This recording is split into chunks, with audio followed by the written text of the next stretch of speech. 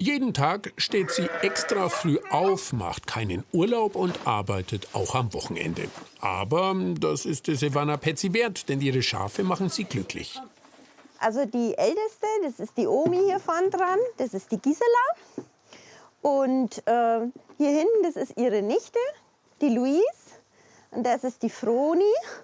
Und dann haben wir noch die Paula, die Cindy, die Elvira, die Gertrud und die Wilma.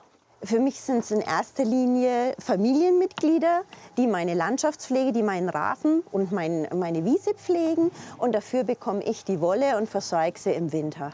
Es hat als Hobby angefangen, aber es ist eigentlich so, es ist mein Leben. Ihre 8 Coburger Fuchsschafe haben Silvana im Kulmbacher Land als die Wollfrau bekannt gemacht. Denn ihr Herz schlägt nicht nur für ihre Tiere, sondern vor allem für deren Wolle. Nach dem Scheren sind sie kreuzwild. Und dann ist es auch so, dass es hier so, wenn es gewaschen ist, dann ist es hier so zusammengeklumpt und dann muss man das alles ein bisschen auflockern. 3 bis 4 Kilo Wolle gibt jedes Schaf pro Jahr. Silvana wäscht und kämmt sie, färbt einen Teil davon und spinnt sie dann zu Garn. Und sie weiß noch genau, wann sie sich mit dem Wollvirus infiziert hat.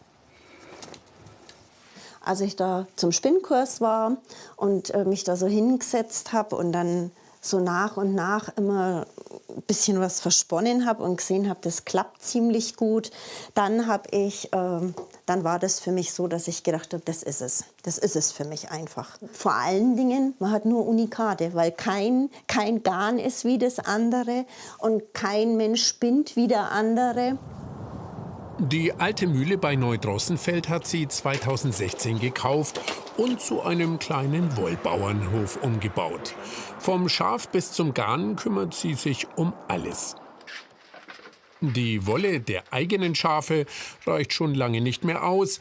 Viele Schäfer liefern inzwischen zu. Und Silvana befeuert mit ihrer Leidenschaft die Begeisterung fürs Spinnen nicht nur im Kulmbacher Land. In mehreren Gruppen zeigt sie regelmäßig, wie es geht.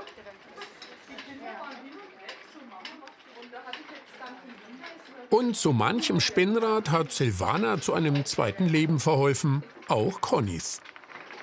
Das ist das Spinnrad von meinem Opa. Und nach dem Krieg hat der auf einem Bauernhof gearbeitet und hat dort Spinnen gelernt. Nachdem es jetzt dann einige Zeit am Dachboden war, habe ich es mit der Silvana zusammen wieder aktiviert. Und jetzt darf es wieder spinnen. Das Ziel ist ja, das Handwerk zu vermitteln und weiterzugeben. Ich sage mal, das ist wie Küchlerbacken. Wenn es irgendwie keiner macht, dann weiß zum Schluss keiner mehr, wie es geht. Und so kann man das alles weitergeben. Und wenn man jetzt sieht, wie viel Spaß die alle dran haben und was sie dann draus machen, das erfüllt mich schon mit Stolz, muss ich schon sagen. Und mit Stolz erfüllen sie dann natürlich auch die verstrickten Ergebnisse. Der Rohstoff dafür stand im vergangenen Jahr vielleicht noch draußen auf der Weide. Aber das ist immer das Schönste. Die ist aber gestrickt, oder? Ja. Gestrickt, ja. Klasse. Die ist auch ich habe fürs Baby einen Pucksack gemacht und ein Mützchen. Ach, schön. Die Silvana hat ja Patenschaft für ihre Schafe. Und ich habe eine Patenschaft, nämlich die Paula. Und das ist die Wolle, die ich von der Paula habe. Die habe ich nach der Schule bekommen, gewaschen und kartiert. Und jetzt verspinne ich die Wolle von der Paula. Also es ist entspannend, beruhigend, es hat was Meditatives.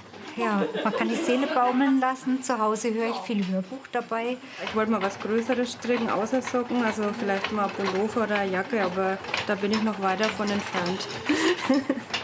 Die Gründe, sich selbst ans Spinnrad zu setzen, sind unterschiedlich, die Voraussetzungen aber immer Geduld, Zeit und Ausdauer und natürlich gute Wolle. Dass ihr Hobby mal solche Kreise ziehen würde, hätte sich Silvana noch vor ein paar Jahren nicht vorstellen können. Ich wollte immer einen Bauernhof haben. Und jetzt ist es halt in Kleinformat, ein kleiner Hof mit wunderschönen Schafen. Für mich sind halt die Tiere, das ist keine Arbeit. Und das, was sich alles daraus ergeben hat, das ist ein ausgeartetes Hobby. das ich immer noch gern betreibe und es hoffentlich noch lang anhält. Stricken mit Blick auf ihre Wollproduzenten. Dafür hat Silvana Petzi viel gewagt und noch mehr gewonnen.